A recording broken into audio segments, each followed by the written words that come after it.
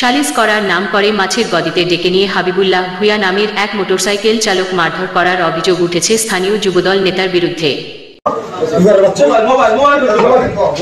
আজ মঙ্গলবার ৩রা সেপ্টেম্বর সামাজিক মাধ্যমে ভিডিও চিত্রটি ছড়িয়ে পড়ে। গাঁজা সেবন করার প্রতিবাদ করা এবং স্থানীয় এক আওয়ামী লীগ নেতা মোটরসাইকেলে বহন করার কারণে হাবিবুল্লাহকে বেধড়ক মারধর করা হয়েছে বলে অভিযোগ করেছেন আহত হাবিবুল্লাহর এক নিকটাত্মীয়।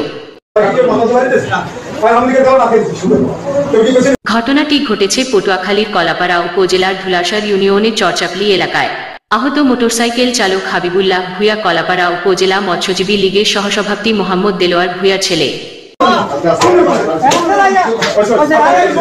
এলাকাবাসী ও ভুক্তভোগীর আত্মীয় সূত্রে জানা যায়, গত 18 আগস্ট ধুলাসার ইউনিয়ন যুবদলের নেতা ফেরদৌস আলম ওখানকার একটি মাছের গদিতে ডেকে নিয়ে হাবিবুল্লাহ সহ আরও 3-4 জন পিটিআই গুরুতর জখম করে।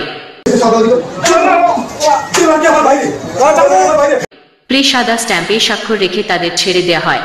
ঘটনার সময় ওখানে উপস্থিত ছিলেন ইউনিয়ন যুবদলের সদস্য সচিব ইশতিয়াক জাহান সহ বিএনপি নেতাকর্মীরা।